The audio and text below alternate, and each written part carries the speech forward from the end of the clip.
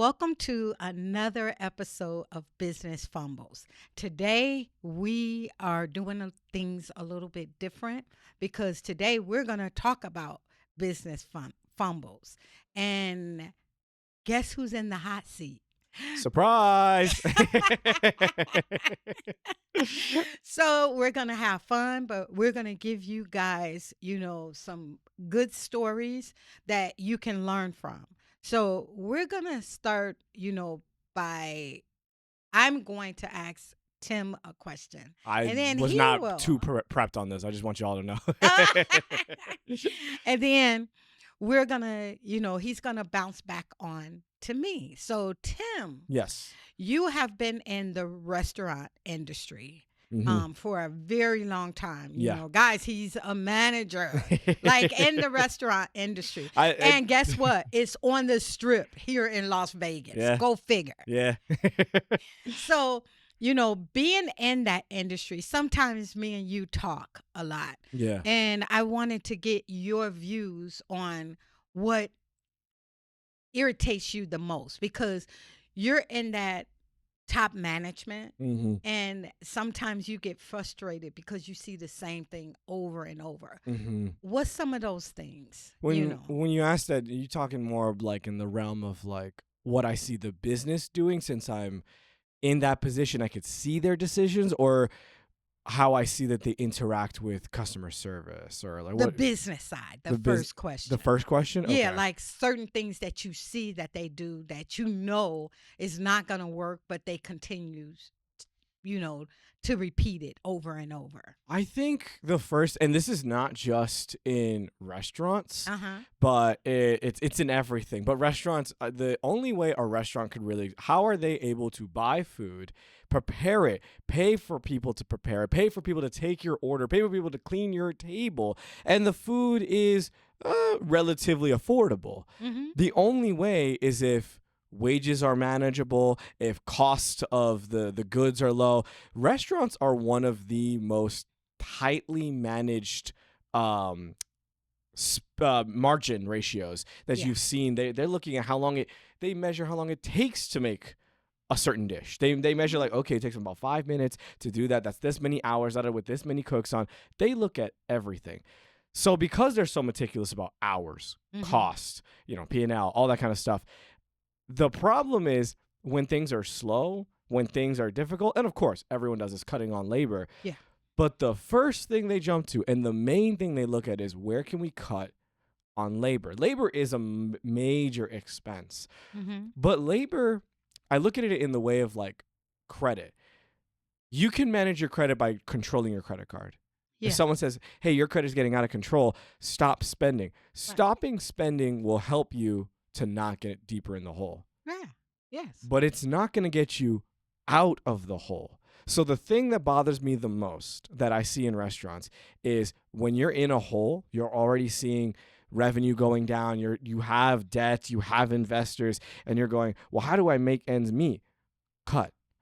Cutting will help you. Cutting is a Band-Aid. Cutting will fix this week. It'll help you with the budget next month.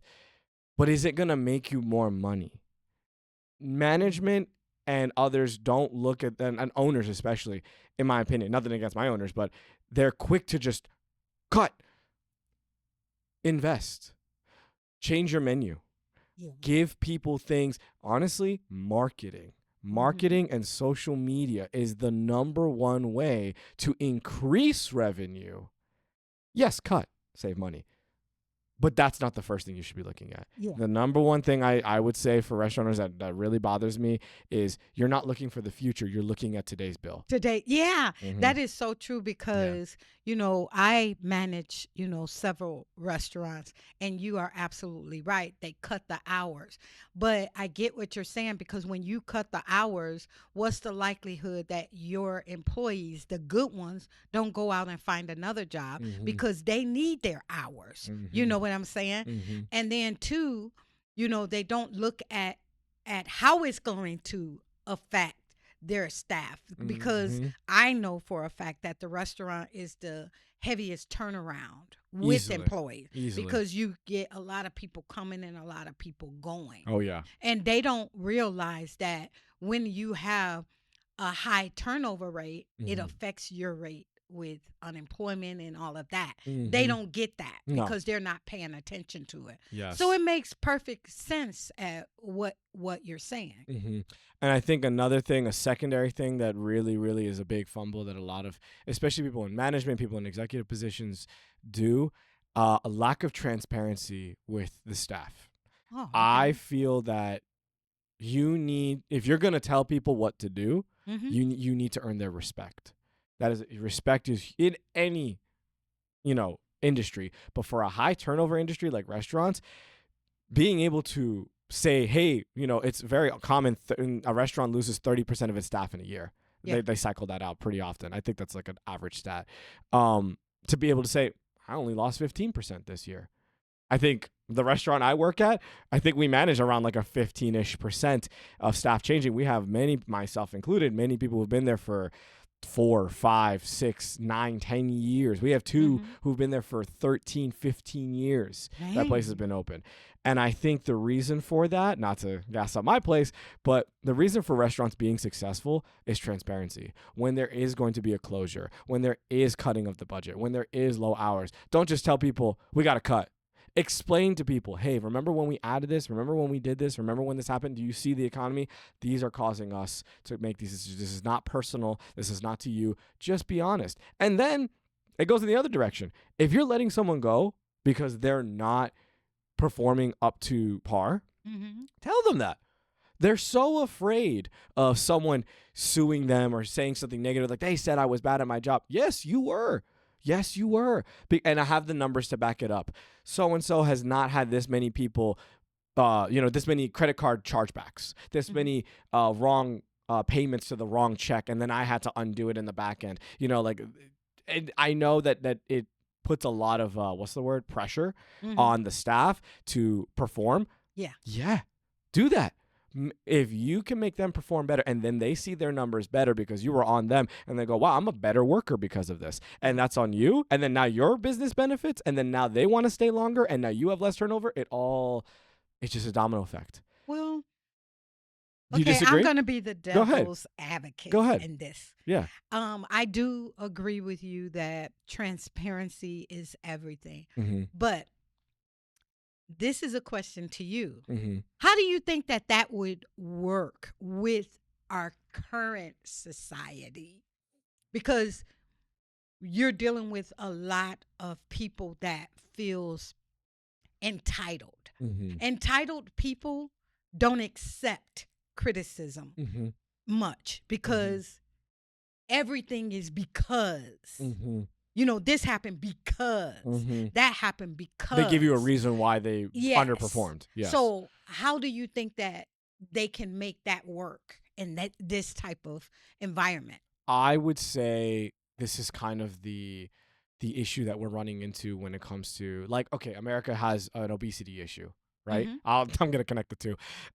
America has a bit of an obesity issue, not just a bit, and the the tactic to ask any doctor, the number one way to deal with that is to manage your diet. That's the first thing, and then manage your physical health Yes. as a supplementary thing. Diet is number one, though. Mhm. But if you tell people you can't eat what you want to eat, this, technically speaking, you are at this weight partially because it's your fault, because you did not manage your diet. You did not pay attention. You were not active. People, and it's true, can get, no, I'm fine. No, you're fat phobic. No, you're not. You're putting all of the blame on me. And yes, there's a lot of factors. But at the end of the day, if you're not happy with where you're at in life, you're the number one reason. You're the number one change that needs to occur. Right. Same in the work. So now we're dealing with people in my opinion, we're dealing with people not wanting to accept that criticism. Right. And instead they're looking for lose weight fast schemes. That's been a thing for years. Okay. What are those, the milks that were big, the Slim Fast that was big Oh in yeah, like the yeah, 90s? yeah. Everyone, That was old. I remember I was a little Yeah. kid. I remember every adult was drinking that trying to lose weight. Now Yeah. it's Ozempic. Now it's Yeah. GLP-1s. No one wants to just watch their diet, which I know is difficult and everyone has different dietary, but on the average person, if you just watch your diet, that's the fastest way to lose weight. Mhm. And no one wants to do the work. They would rather pay money, get injections, and lose it. And going back to the workplace, if you tell them what they need to change, you tell them what's required, you tell them what to do, and I agree, this generation is different. Yes, They're more very entitled. different. You're going to get a lot of turnover. You're going to get a lot of people saying, no, I don't want to accept this. If we're going to change the workplace, if we're going to get people to accept criticism and what's the other word? Accountability. Yes. You got to start somewhere. We got to start criticizing. We have to start putting in standards, putting in standards and practices, those expected policies yeah. on our staff. Well, do you think because of that, because you're bringing out some very interesting point, but do you feel that because of what we are discussing right now, a lot of the restaurants are really gearing toward more of the AI and robotics so that they don't have to deal with that? Because a robot is not going to give them back talk. A robot is just going to do what is programmed to do. So do Yeah. you think that that's a reason why they're going to, a lot of them are doing self-seatings and different things like that? I mean, if you go to the fast food industry and the more casual dining industry, your Chili's, your Red Robins, your whatever the name is, or local brand here, they're gonna try and find ways to cut because they're corporate, they're big, they're everywhere, and they're gonna try and cut on hours. They're gonna try and cut on service. They're gonna try and cut on everything in order to make a sale with you and spend as little money as possible. That's normal. I think in regular sit-down restaurants, your nice locally owned place, I don't think the human touch will ever really be replaced because That's perfect. how often when you think about a bank, and yes, they have AIs, it's very helpful for frequently asked questions. AI is really good at knowing where to steer you for a simple thing. Like I'm calling Amazon, like, hey, where's my package? And like, oh, this is a typical thing. It's probably over here. Oh, thank you. I never had to bother a person. That's fine. But very often when I've had theft, the AI can't help you there. And someone has to verify. Are you taking advantage of me? What about talking about problem guests? Are you taking advantage of me? Did you come in with an attitude? How is an AI going to know that? How is an AI going to be able to appease them? People don't also want a robot taking care of them. If you ask anybody, though in some ways it's easier if a robot does your work, you don't want it to do something to take care of your luxury, aka I want a steak cooked a certain way. How do I know that robot understood me? And then when it comes out blue and I wanted it medium well, you're like, that he misunderstood me. Yeah. You can't get mad at it. It's a robot. But I can get mad at a server because he heard me. I said it, and the whole table heard me say it. Yes. I don't think restaurant owners want robots because at the end of the day, if it makes a mistake, that's on the restaurant. Yeah. If a staff member makes a mistake, going back, I can criticize the staff member. Right. It's not about I want to blame people, but I can make my team better just by simply talking to them. A robot? I bought the wrong robot. Now I got to spend money to fix it. There's too much. I think it's never going to happen. I really don't think we'll get replaced. You really don't, because now you see a lot of different things with AI, and it is replacing a lot of jobs. We've had episodes talking about how, they are using these different things. Like I was in Chicago a few months ago, and we were at the mall, and it was actually a robot outside of one of the stores. Yeah. And it was just like, speaking like, hello, today we have, 50% off, and then they're showing on this screen the products or whatever. And I was looking like, man, that's neat. And it was just rolling actually back and forth. And I was like, wow, that's neat. And then when we went into the store, it was only like maybe two people. Yeah. One to ring up and the other one to, I guess watch for theft or, just bare minimum. Or just see if you need help. And to me, that was different. So I do see our society changing tremendously with AI, but I can really, appreciate what you're saying. And that makes sense because I don't think I would go to a restaurant if they had robots serving me. No, nobody wants it. It's fine if the robots, that's what I'm not anti-AI personally. I do use it like Yeah. as a producer and editor here. I do use it in some ways to help with some edits, to help with Yeah. saving some time. Obviously, I still do everything myself. I'm recording off my own cameras here. Yeah. I have my own mics. But in some ways, it can give you ideas. It can help you do Mhm. stuff. If AI is doing the background tasks, aka Mhm. answering questions that anyone can answer, Mhm. filing papers that Yeah. anyone could file, that's great. In the areas that require a little bit of critical thinking, how is this customer going to want this taken care of? How's this client going to need this tailored to their needs? AI cannot tailor to a personal need unless it has, extensive reach into your personal life, Personal life. which Yeah. we see on your phones. Those AIs are starting to do that. But how are Yeah. you going to get an AI to know me at a restaurant I went to 2 times? Yeah. They're just going to know, oh, you ordered this last time. That's the most they're going to know. But I can tell you, an experienced server, a family walks in, the first thing I say when I see they have little kids, do you want little burgers or cheese pizza or fries for the little kid? Yeah. First thing, and they go, how did you know? Yeah. It's something like, and you could program an AI, but the thing is, I know which families to do that with. If I see Yeah. a kid well behaved and he's reading the menu, I'm like, oh, he doesn't want that. Mhm. And then an AI could offend the family. Does he want cheese pizza? He's fine. Oh, sorry. Right. They can't read context. They're Yeah. really bad at that. They hallucinate a lot is what they call it. I don't think AI is going to replace us in the areas when we want to interact with a human. Yeah. When we need someone to pay attention to us. And also, another side thing about like talking about business in general that I've learned from the restaurant industry, but it's in everything. Here on YouTube, on Spotify, all this stuff. The number one thing that keeps it, you know this as a CPA, the number one thing that keeps you in business is customer retention. Tension. Yeah. That's Huge. true. That's why everything's moving to the subscription model. Mhm. Spotify doesn't let you buy your own music. They want you paying every single month. They know that you're coming back every month because they can count on that on their books. Good. Yeah. So if I take care of you, come into my restaurant one day, you like it prepared a certain way. It's not on my menu, but I can make it happen for you every time. Yeah. I know you're not going to go to the restaurant next door now. You're going to come to me every time because every time you come in, Tim makes it this way for me. Yeah. And it's not, yeah. You are so right because we went to a restaurant last week and it was different because usually when you go there, you don't have really good service. Mm-hmm. But this restaurant, the server, she was like that. Like the kids we sat down, the kids were sitting at the desk, at the table.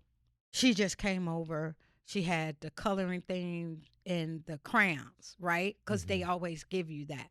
But she went over and above, right? Mm-hmm. She gave them that, and then she came back a few minutes later, and she gave them like fruit and like little crackers. Mm-hmm. She sat it in front of them. Yeah. We didn't ask. Yeah. Right? Then she brought them, drinks, Okay. like a complimentary drink. I think she gave them apple juices or something like that. Okay. She sit it in front of them. We didn't ask. Yeah. She just did that. Then when she was, like working her other table, she heard them arguing over the crayons. Mm-hmm. Without saying anything, she comes over and she gives them like the little thing and it has the different color in there and she does this, to the kids. Let them know. Be quiet. And so, yeah. And so they're playing. But then when we ordered our drinks, everybody was drinking because Fran was with us too. Oh, yeah. So everybody was drinking their drink, but I didn't drink mine. Yeah. So she was taking our order and she says, I noticed you're not sipping that. Do you not like it? And I said, no, it just didn't have the right taste for me. Mm-hmm. Without saying anything, she picked it up. Mm-hmm. She comes back. This is on the house. Mm-hmm. Try this one and let me know how it is. And I Mhm. taste it. Oh, it's good. It's better, yeah. So of course I want to pay for it. She was like, no, it's on the house. Yeah. You don't find that anymore. No. So the fact that we received it, we did Mm-hmm. talk to the manager and say, this girl is phenomenal. Mm-hmm. And Yeah. she needs to be, she needs to be praised for Yep. that type of work because you don't see that anymore. Exactly. You know? As a business, you have to offer a reason for somebody to want to come back. Yep. Not take their money and I provided a service, whether you liked it or not. That's not my problem, which a lot of corporate places are becoming. And the thing, like, okay, why do we go to Costco? Why do we go to Sam's Club? Why do we go to these big warehouse places? Why do we have a membership that we pay yearly for? Well, the gas is cheaper than anything I'm going to find. The produce in that bulk, it's cheaper than anything I'm going to find. And they have $1.50 hot dogs on my way out. Yeah. Do you think they make money off of the $1.50 hot dog? Do you think? Probably, Yeah. probably not. But No. I don't know. Maybe because, like at Costco, Yeah.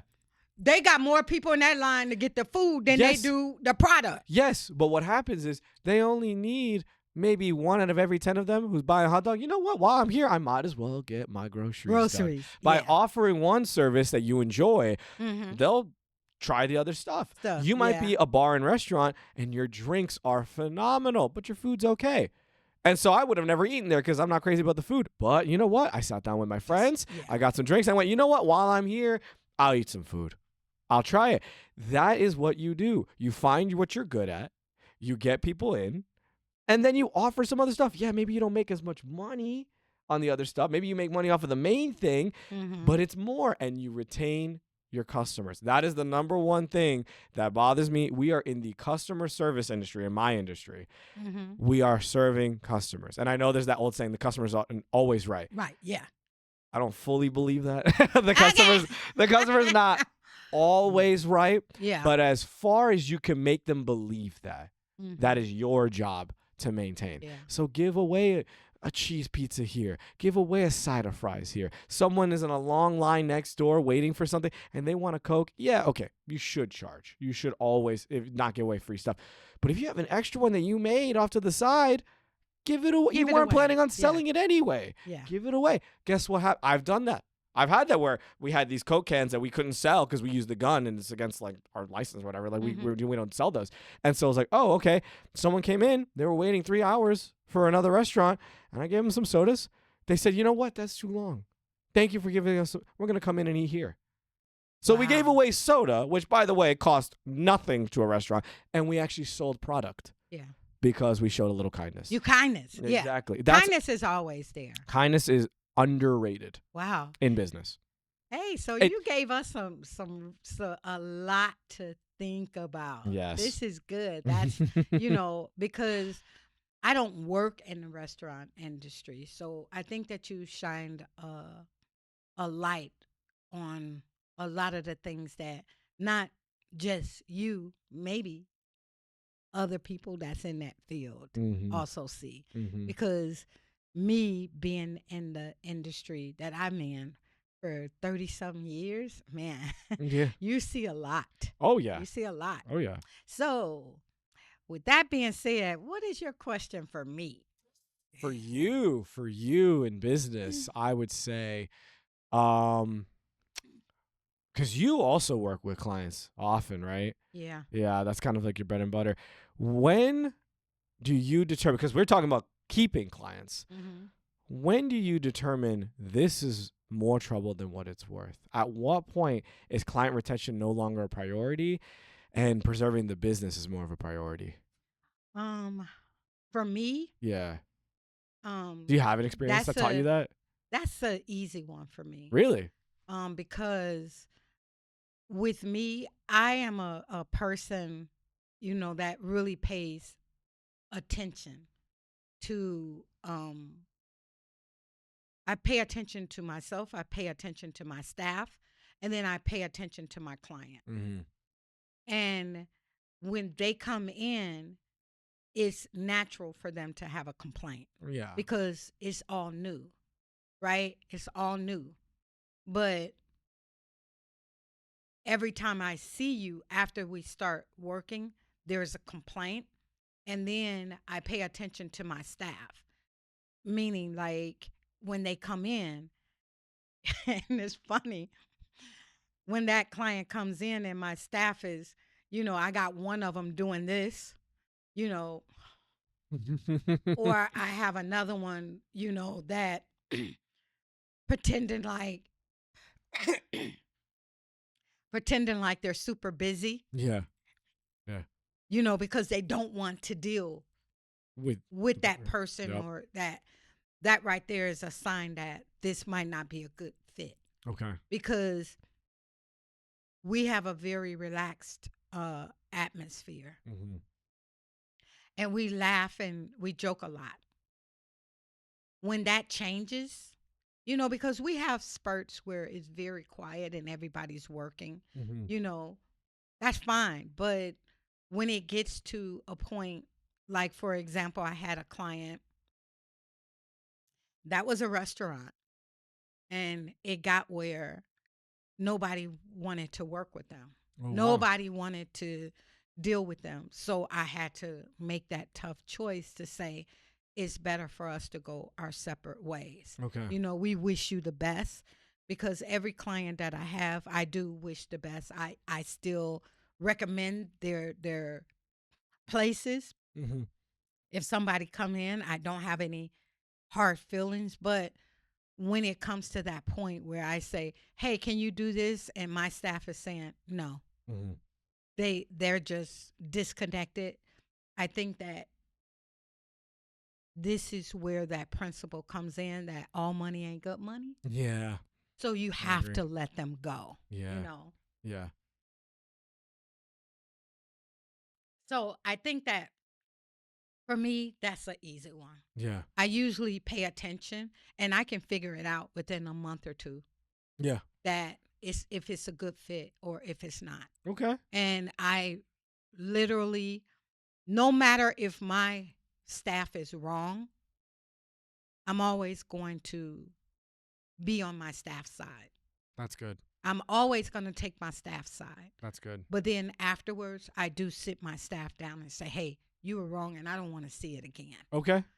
Because if you do this, this is going to affect. I'm very transparent. This Yes. is what you're affecting, and I don't want to see it again. Yeah. But in front of my clients, anybody that knows me, I'm always for my staff first. Have you, so then talking in the realm of fumbles, you've mentioned you've had to sit them down and tell them they messed up.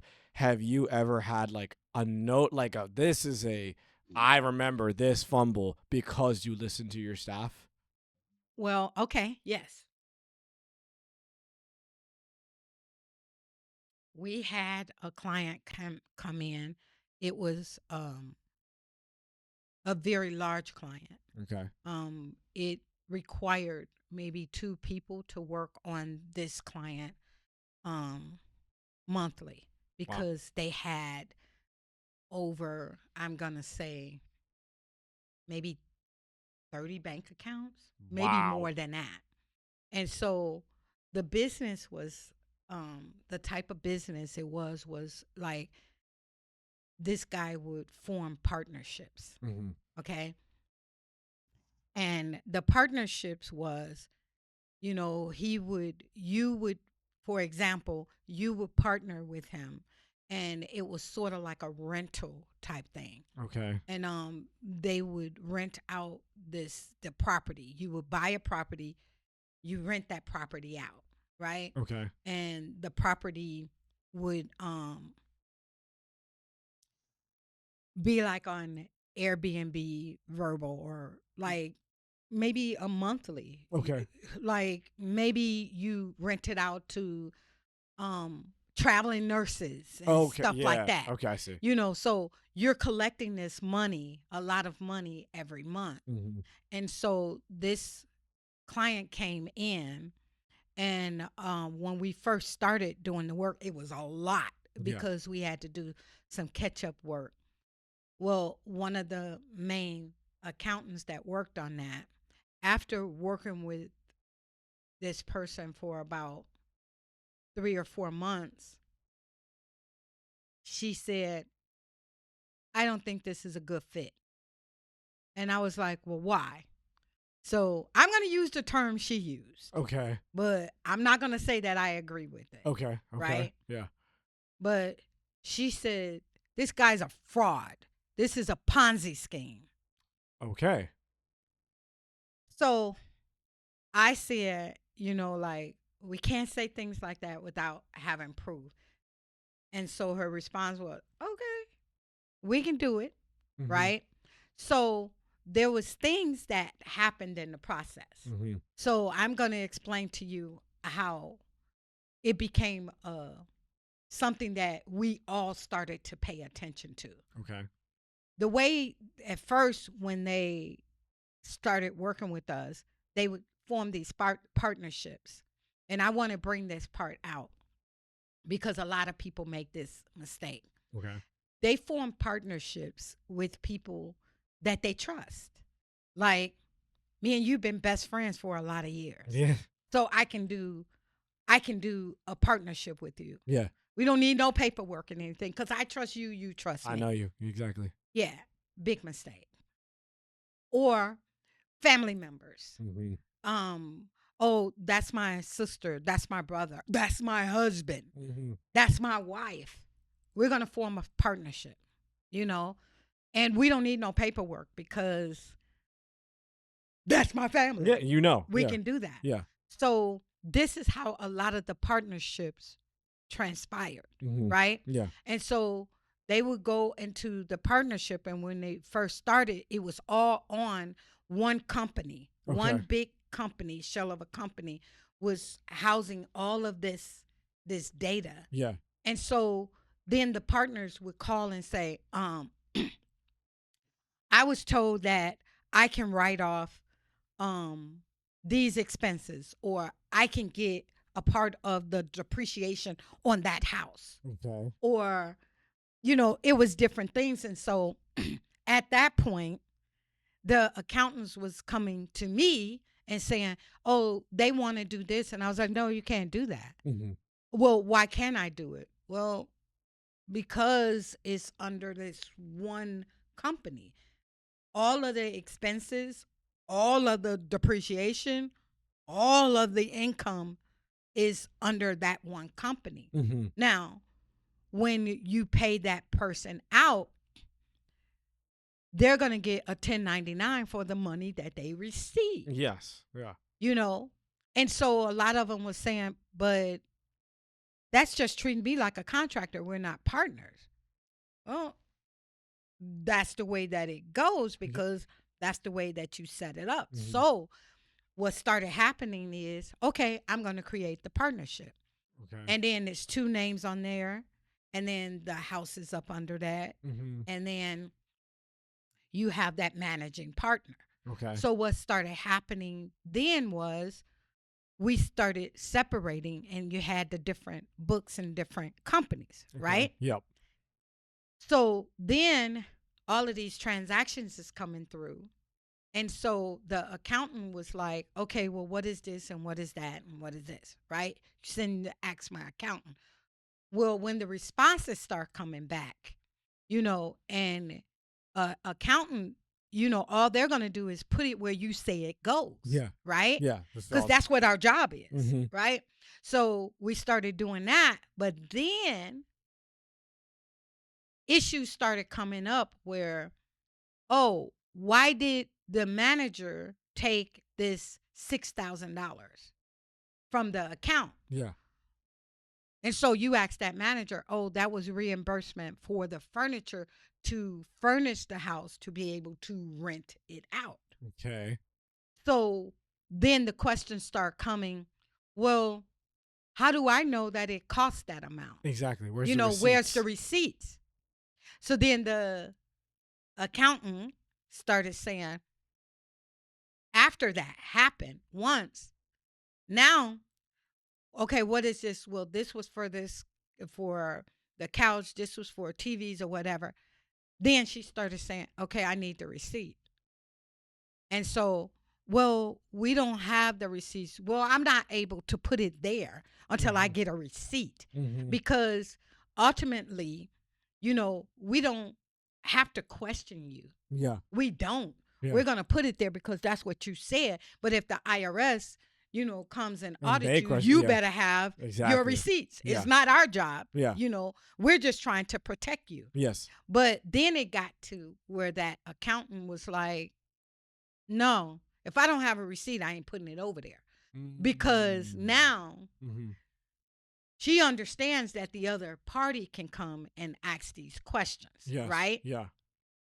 And so that became a problem, okay? Mm. So then we started getting calls from the different, because we're talking about Like, I'm going to say over 20 partnerships, That's 20 or crazy. 30. That's crazy, That's right? huge. So it's huge. And the money we're talking about is going into like millions, Mm-hmm. you Mm-hmm. know? And so then you're starting to get, because that person is going and saying, this is our accountant and they're handling everything. Mm-hmm. So if me and you are partners, right? Yeah. And you start to question, wait a minute, why ain't this happening? Who the first person you gonna go to? Go to the accountant. Yeah. Yeah. So we started getting calls, and different things started happening. And the whole time, as a professional, I'm not going to make an accusation without having the proof, Yeah. right? Yeah. But my staff, that's different. Yeah. So the whole time, my staff is like, Ponzi scheme, Oh, they Ponzi were scheme. telling them to their face? Well, just to me. Oh, okay. And Okay. as I'm going through it, and also because of how she felt about the situation, she started like pulling everything, like Okay. proving to me, like, Yeah. oh, they don't have no receipts. I'm not putting it in there. But at Okay. the same time, looking at me like, Yeah. you know. And so, that situation, we ended our relationship with that person. But in the long run, now, because she was right and I didn't act on it fast enough, Yeah. and the outcome would have still been the same. The Yeah. outcome would still been the same, but maybe I could have helped more people sooner. Yeah. Now we're in a situation where I've been subpoenaed Oh, because of that company because of and that their activities. company. Okay. And so me being subpoenaed, now I have to testify Mm-hmm. of what I know and what I've seen. Yeah. Now, I don't know all of his activities. Yeah. I don't know that, Yeah. you know, but who wants to be subpoenaed for No. somebody else's behavior? Exactly. And one thing that I see, and this is a huge business fumble, Mm-hmm. this is huge. People forming these partnerships because of trust, Mm-hmm. because of, oh, I've known these people for years. Yeah. They would never do that. Mm-hmm. That is the biggest mistake. Yeah. I'm forming this partnership because Mm-hmm. we're family, we're close. Biggest mistake. We're Mm-hmm. forming these partnership because this person is a brother and sister in my church or whatever. Mm-hmm. Biggest mistake, Mm-hmm. because partnerships and agreements was set up for a purpose. Yeah. It gives you that rule that you supposed to follow Yep. when you're doing business. Mm-hmm. And so often people forget that. They form it, and even when it comes to like the partnership agreement, one thing out of that situation, I think maybe out of all of those partnerships, I'm going to say maybe one or two of them literally had a partnership agreement. That's crazy. Everyone else was just like word of mouth. Everybody else just trusted it because, or you see a person, and this is funny. You see a person, and that person appears to be successful. Yeah. They know what they're doing. Yeah. And guess what? They got charisma, right? Everybody, they walk in a room and that person is working that room and everybody's like, wow, Yeah. and he sells you something that sounds good. And because of his charisma, because of who he is, and You go because along. Yeah. you go along with it. Mm-hmm. And then you find out, you know, maybe 6 months to a year later that you done lost all of this money because you trusted on something because of what it No looked like. verification at all. This is happening, man. I'm telling you, I've been in business for 35 years. And in 35 years, I have seen billions, billions of dollars being taken from families, Yeah. people just wanting to start a business, just wanting to be a part of something. Yeah. And they trusted and they lost everything. Yep. Everything. Yep. You know, now looking at that same situation, I'm going to give you a couple of things. Okay. Okay. All right. Listen up. This person would find people like me and you, or I'm going to say minorities, Okay. because whether people want to realize this or not, minorities are the biggest targets for any business out there. Mm-hmm. I was a salesperson. Mm-hmm. This is true. I'm not making it up. Mm-hmm. I was a salesperson in my life, and the owner of the company told me to go into Black-owned businesses, and all I had to say was that I was going to give them 2 for 1, Mm-hmm. or I was going to give them a discount, Mm-hmm. Mm-hmm. or I had to just make them feel like I was giving them more Than what other people than were other getting. people Yep. were paying. Yep. And Tim, I kid you not, I was a top salesperson. Because you knew the clients. Yeah. Yeah. You knew what they were looking for. And it worked. Yeah. It worked.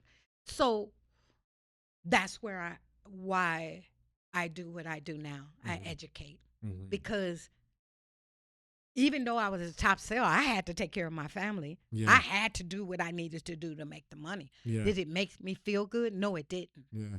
It angered me Mm-hmm. because, you know, these minorities did exactly that. Yeah. So this person was targeting people like that and saying, hey, you know, like, I'm making, you know, millions of dollars every single year simply by doing this. Look, and you can, all you have to do is give me, I'm just going to throw a number out here, $40,000.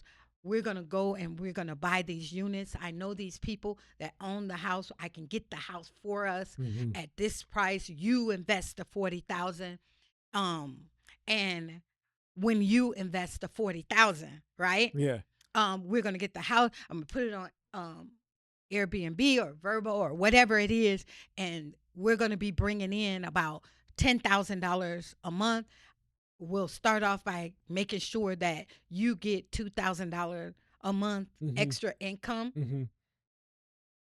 Think about the people that's listening to this. Yeah. It sounds good. Yeah, they're like, oh my gosh, I Right. get my money back in like Yeah. 2 years, and then we keep Yeah. making money. And making Yeah, money. Yeah. And then I'm going to have 2,000 of extra income because I Mhm. work my job, and then I got this on the side. Mhm, mhm. Hey, this is a good thing. So, but I ain't got the 40,000.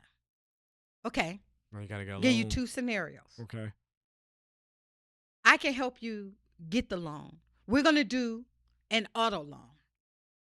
Okay. And I know how to do it. I know the companies that we can go to. They'll give you an auto loan. They'll send the check to you. Okay. And then when you get the check, you send it to me. That's your 40,000 investment. Okay. Already a little. Yeah. Under the radar. So now you get you get the money. Yeah. Because what they're going to do is if your credit is bad, they're going to work with you and get your credit, whatever. Mm-hmm. The money comes through, right? Yeah. They send you a little money to pay off more stuff. Yeah. Right? To get your credit up there. So now you have the house. Okay. Right? Yeah. And you're going to get this money back. So it doesn't really matter, because even though you have a car note loan now that you're paying $400 or $500, you have a loan on a down payment. Yeah. Right. It's okay because I'm getting $2,000 over here. Yeah. And I can use that, and I'm still going to have like a little extra revenue. Exactly. That's one scenario to get the money. Mm-hmm. But do you see the issue? Yeah. Because there's a lot of trust and a lot of places where that can fall apart. Yep. And then on top of that, that whole model right now becomes sketchy, because why are you getting a car loan? Yeah. because you're not buying a car. You're Yeah, where's lying. the car? You're Yeah. lying on the loan that Yeah. you're going to get Where's a the car. collateral? The whole Yeah. reason the interest rate's low is because they have collateral. Yeah. Yeah. So that's sketchy and nobody's paying attention to it. Mm-hmm. Or here's another scenario. I'm a hedge fund manager. Okay. So what I can do is I can loan off of your 401k, Okay. and then I can put a promissory note attached to it to give you Okay. the money back. Okay. Okay. And then that's going to be your deposit for, to buy into this whole thing. Okay. So imagine doing all of that and you never receive any money back. Wow. I mean, you didn't see it, but they took everything from you in a way. Yeah. Yeah. And guess what? You still got that debt. Yeah. Yeah. You don't have no extra money. Nope. You done gave them the money. Yep. Mm-hmm. These are the type of things that's out there right now, Tim. Yep. Yeah. And it's taking people's money. I know. And people are not thinking, because the whole situation, when I'm hearing these stories, Yep. I'm like, well, I don't know. Why didn't you question that? Mm-hmm. Because it's too good to be true. Yeah, and then why would I trust that? Like, what type of documents do I have to prove that what you're saying is actually legit? Like, I give you $40,000, but we ain't got no contract. We ain't got no proof that I gave it to you or whatever. Like, to me, that's the type of things that, in my mind, I'm thinking about it.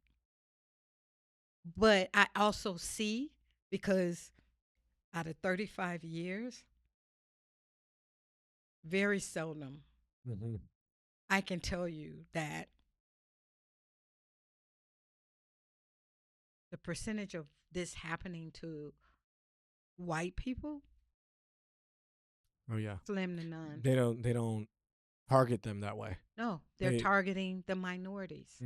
Because they're in a more cost restrictive lifestyle, so they're more willing to take a chance to try and make more money to get out of that. If they don't have a lot to begin with and someone's telling them you could take your little and you could make a ton with it, that doesn't work on people who already are established, who already have a little bit more money, who already have a business. It's like, oh, you could take your a lot and make even more. They're like, I mean, I'm good.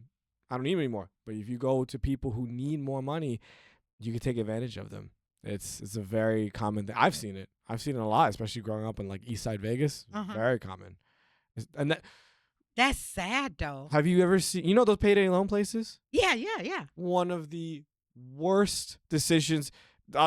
People watching this, never ever get a payday loan, the same day 24-hour loan, whatever those things are. The interest rates that those are at, they should not be legal. I saw people having interest rates of 780%. For a payday loan? Compounded monthly. No way, they can't do that. I've seen it. And because you signed on the dotted line, you said yes. You said yes to that insane rate. So people are borrowing $400, and then paying back $3,000. It's insane. Oh wow! It's terrible. And they go after people who needed the $400 today, and then they go, "Cool, we're gonna make way more off of you." We were just having a conversation about, because you have all of these different ways where you can put things on layaway and pay later. Like, they have Affirm, they have Karma, they have all of these different ones. And they're pretty cool, because most of them are, like you said, they have interest, and the people borrow and then they got interest that they pay. So, like, say for instance, you borrow $900, you're going to pay back maybe $1,200. I don't know. I'm just throwing it out there. Yeah. So, I recently signed up for the different programs that they had. Yeah. You know, because I'm like, wait a minute, this is a good idea. I Yeah. can go buy me furniture and all of this Exactly. stuff. I Yeah. don't have to use a credit card or whatever. Yeah. And so when I put my information in there, you know, I brought a couch. I financed a couch Okay. using the Affirm Yeah. type thing. I think it was Affirm. Affirm. Yeah. Yeah. Don't even get me started on those. So when I put it in there, you know, and they ran my stuff or whatever, it comes back. Number one, they gave me like I think it was 8,000 limit, Yeah. you know, and Yeah. I'm like, wow, okay. Yeah. So I go and I get the couch, and I tell, you know, the other person that I'm talking to, oh yeah, they gave me the couch. So you're like, oh wow, what's the interest? 0 interest for 6 months. Interesting. So that's another thing Yeah. that if you're pretty good at paying your bills, Mm-hmm. you get free money. Yes. But them, when they were doing it, they Yeah. were like, no, they charged me interest, even for 3 months. You know, Mm-hmm. so that right there is targeting those people too. Yes. They just put me in a different category Yep. because I pay my bills, I guess. I don't know, but I literally got the couch with 0 interest. Yeah. 6 months. It's a mix of, so that's what it is. If you are more affluent, you have a little bit more money in your account, you have better credit history, they reward that. They go, Yeah. you don't got to pay as much. You don't have to invest as much because they can count on your money. Yeah. It's true. People in less affluent areas, if you have less money, you're a little riskier to lend to, because what if you lose your job? That's your only source of income. And then you tell me I got to wait a month, 2 months, 6 months for you to pay off that bill that was supposed to be Right. paid off by now. Right. They don't. So what they do is they want their money up front. They grab it real quick, but that means poorer people have to spend more money up front. Yeah. This happened to my friend. So, people behind the curtain, I'm getting married in a few weeks, so I'm planning my wedding. Congratulations. Thank you. Yeah. His wife is beautiful too. Thank you. know? Thank you. I love her very much. But so we were planning, who's going to stay where, la da da da. We're getting things, and someone goes, I say, oh, there's this Airbnbs in the area that they're not bad. And they go, really? I show them. I was like, well, they have the pay later option. It's like, what do you mean? You can book it today, and then like a week or 2 weeks, a couple weeks before you go and stay, then they charge you. Or you could do partial payments. They'll charge you like half now and then half a week before. And they can use those Affirms and stuff. Yeah, they have all that Yeah. there. Mm-hmm. My friend who was getting a room, they go, none of those options are available to me. They couldn't see any. And they're not in a bad space, mind Right. you. They're okay. And so I was like, that doesn't make any sense. And I researched. Airbnb looks at your history, looks at everything, and they don't offer those nicer offers to people that they say are risky or less affluent or whatever it is. They go, you pay up front and you don't get the room at all. Oh, wow. They do cater to their guests. They if you are less risky, you have better payment history, they take you right away. Nothing against them, which is funny because I asked, I was like, have you ever had problems? They're like, no. No. They've Right. they've stayed at Airbnb more than me. And it's just like, so what's the issue there? I don't know if that's Airbnb hosts being petty and tanking your account and making you look bad, or they check your credit. I don't know what the answer is, but a lot of companies, it's not just Airbnb, a lot of companies, a lot of hotels, a lot of credit companies, Affirm, Klarna, Amazon. Do you know how often Amazon allows me to buy a multi-$100 product?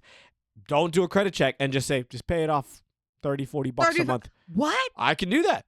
I have no With Amazon? with Amazon. I don't didn't have know to that you could do that with Amazon. You can, and on some products. And I don't have a credit account. I've never had an Amazon credit card. I've never done anything.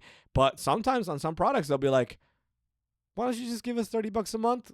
We'll do Amazon." I think it's the Amazon. Like monthly payments. Oh. They don't charge interest. They don't do anything. I pay the same price that another person paid up front for a product. Well, do you have a card? Because sometimes I order from Amazon a lot. It doesn't go. And it comes up for me to get a business Amazon account. I don't have that account. And I was just like, Nope. no, I don't need that. I don't have the Amazon account. I don't have the card. I have credit cards, and they'll give you the options to run it through your credit card, and they tack on an APR to the product, and that's normal. I have that.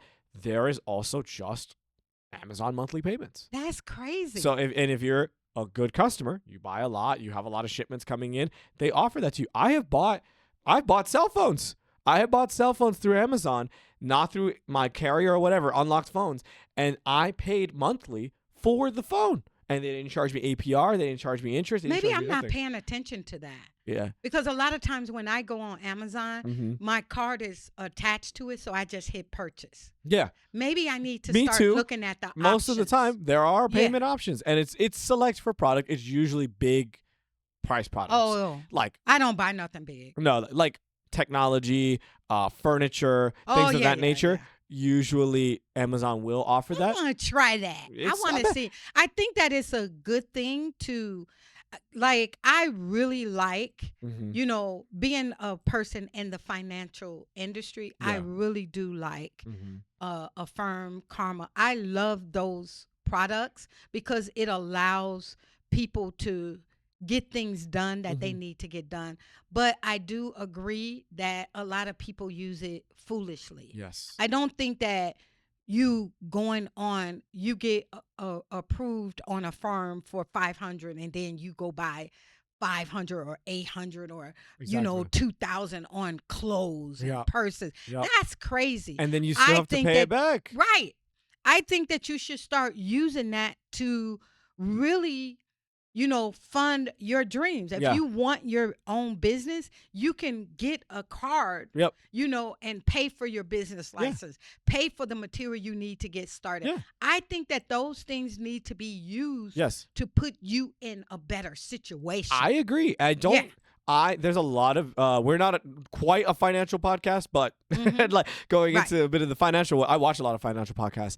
I would say one thing I disagree. People who think credit is evil, Mhm. credit can be dangerous. Uh-huh. That is Yes. the difference. Yes. You must be wise with your credit. Yeah. I had a coworker once. She bought expensive tickets to something. I think she threw like $1,800 in one go on a credit card. Uh-huh. And now you can do that, but Yeah. the point of that is, well, next month when the statement comes through, you either pay it all off, or if you only pay part of it, they're going to tack on a little fee because they're Yeah. holding onto the money for you. Yeah. She did not, somehow she was 25 years old and she did not know this. And she was like, wait, I have to pay $1,800 next month? I was like, did you charge $1,800 last month on it? She goes, yeah. I was like, if you don't want interest, yes. That's the point. She's like, so you're saying this $1,800 is going to be worth more if I spend 6 months? That's what a loan is. Yes, That's what it is. exactly. And people are not financially literate. Yeah. So I guess to tell the audience what I would say, use credit wisely, use Affirm wisely, use Klarna wisely. Yeah. They Yes. are preying, in my opinion, Yes. on they are. the low income. Local income. And for guess sure. what? Yeah. They're making a lot of money And they off make of a lot them. of the fees, the interest on everything. They don't explain everything right up front. And then somehow your $500 on discount cell phone ended up being $1,000 Yes. at the end of the year. You were better off just getting it through AT&T I or whatever it know. is. And people don't know these things. Listen, this is why, I have to say this. This is why we created Business Fumbles, Mm-hmm. because financial literacy is not out there. But if you guys hear real stories and you hear that this is happening over and this is a repeat offender, Mhm. repeat. This is, whether you guys believe it or not, minorities, low income, you guys are all huge targets. Mm-hmm. And, if you don't believe it, just look at how your life is going. Yep. Like, look at what people are offering you, what people are bringing to you, what actually in your own home, what keeps coming on your TV Look at your junk as mail. commercial. How Yeah, many your of them junk want you mail. to sign up for some Exactly. credit? Credit. Yep. Exactly. Yep. So you have to understand that this is why Business Fumbles is so important, Mhm. because what I've learned and being in this industry that I didn't know for years. I did not know this. I would go and buy a car and I didn't look at the finance charge. Mhm. I didn't look at the interest rate. Mhm. I just looked at, that's the car I want and I want to buy I'm it. okay with that monthly payment. Right. That's fine. And I'm yeah. okay with that monthly payment. Yep. It took me years to understand that even though my car was nice and everybody looked at me, I was riding around in a liability. Yep. Okay, the car Yep. wasn't even worth what I Mhm. was paying for. Mhm. And when I got my Toyota Highlander out there, It's and I went to a nice car. and I went to the dealership, they were like, "Okay, what do you want?" And one thing that I felt good about was that salesperson thought that he had all of the control. Yeah. And I was sitting there and I had the control and he didn't even know it. So I found the car. They told me, okay, I didn't get a new one. I got a used one. And I think at that point it was 36,000 or something like that. That's the best. Didn't have that many miles on it or whatever. Very good car when I Mhm. got it. And so he put down, didn't talk to me or whatever. They ran my credit and they said, okay, yeah, your car note will be, I think it was going to be 500 or something like that. I just let him give me everything. Mhm. And so then he said, do you want it? I said, yes, but you're going to have to replug the numbers, you Mhm. know? And so then he says, well, what do you want? I said, I want to drive off the lot with an asset. And he looked at me and he says, what? I want to drive off the lot with an asset. Mhm. I want to be able to sell it in a year or maybe 5 years and Mhm. get back what it's worth. Mhm. He looked at me for a second. He came back and he says, okay, in order for you to do that, you're going to have to put down $15,000. Mhm. I think it was 15. I said, Mhm. okay, Mhm. I put down 20. I put that down. Guess what? They gave me my car note. My car note was at that point because it could have been like a couple of $100. Yeah. But because I didn't choose that 5 years, I think Yeah. I chose 2 years or something It like upped the that. price a little bit. Yeah. Yeah. It went up to 300 and something. Yeah, but it's only for And 2 what I years. did was for my monthly payments, I paid 600, Yeah. you know? Yeah. So I paid it off pretty quick. Yep. When COVID happened, because it hit the car industry tremendously. I had to buy a car at that era. It Yeah. was so bad. But guess what they offered me? Mm. They were sending me emails. We want to buy your Toyota Highlander and we'll give you 36,000. So she drives a Lexus. And I was wondering how she got that car. Oh my gosh. Okay. So you see Yes. how that worked? Yeah. Because we had the car for already 3 years. Yeah. The car was paid for and they wanted to give me my money back. Yeah. And I've been driving it. Yeah. So this is why Business Fumble is necessary. Yep. Because we have to stop just buying compulsively. Yep. We have to stop and we got to think. Yep. We got to think. Because how many of you are proud to say, hey, I drive a Beamer. Oh, hey, I drive a Lexus. Hey, I drive a, Mercedes. My son loves Mercedes. Yep. He got a song out talking about some driving a Mercedes, So they love these cars. But is it actually an asset? Yeah. Or is it a liability? Just costing them? I remember I told my son one time, you got more in your driveway than you got in your bank account. What sense does that make? That makes no sense. Doesn't make no sense. I know an individual who bought a car. Mm-hmm. The car was worth $36,000. Mm-hmm. It wasn't really worth that, but he financed it. His monthly payment is somehow $900. And over 7 years. 7 years? Or 6. It's 6. 6 years. 6 is the max, right? 6 years. Over 6 years. And his insurance on it is like $250 because of his age. That's $1,000. It's $1,000. $1,100 every a month on his lot. He was also under the age of like 22. Oh, well, so they that completely ripped him off. Yeah. And he didn't know that. And I told him. He asked me. Also, viewers, if you're buying a car, never get an interest rate higher than 7. 7's high. 7 or 8 is high. Uh-huh. I understand if you're young and you're getting your first car, you get around 6 to 8. What's his percentage? 20-something? 17. 17? It was 17, like 16.8. And he's going to spend, I did the math, like 70 something $1,000 on a $36,000 car over the course of 6 years. It was insane. Don't that make you mad though when people Very, what very. because why is it okay for you to take advantage of people like that? That's what we Why? see. That's And it's only because they get that commission. yeah. Like, don't you have any morals? No. Like, how could you go home and No. sleep at night knowing that you took advantage of a 22-year-old? You know, they probably say, well, it's his mom's fault. Exactly. Exactly. That's But yeah. really, it's not the mom's Yeah. fault. Guess Yeah. whose fault it is? Huh. It's society and our schooling system Yeah. because they don't teach you Yeah. financial literacy. No, they don't. Let's really get to it. Yeah. Yeah, that's the real fumble right there. Yeah. But guys, we have come to an end. Thank you for tuning in to another episode of Business Fumbles. And I have to request this. I don't know why, but I must.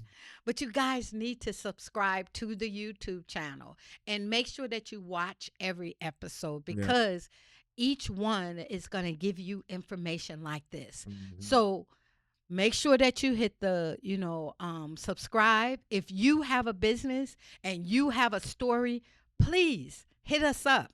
You can hit us up in the message on the social media pages. You can hit me up at info@shewinsbookkeeping.com. Tim, well, how can they hit you up? Your email? Email my name, freeostimothy358@gmail if you'd like to contact me directly, or if you want to, Instagram's probably better. I'll have it linked in the video, but Tim_JSPH. Yes. So hit us up and let us know that you would like to be a guest on our show because every story, whether it's small, you should never be embarrassed by the mistakes that you made in life because mistakes builds growth. Mm-hmm. It does, Mhm. whether you believe it or not. Mhm. So no mistake is foolish enough or you making you feel embarrassed by it. We want everybody's story to be heard because the more you share, the more we educate the viewers and the people out there. We are giving them what nobody else is willing to do. So come tell your stories because what good is your story? What good is your education? What good is your experience without sharing it? We have to share. So see you next week and make sure again to hit that follow button. Thank you.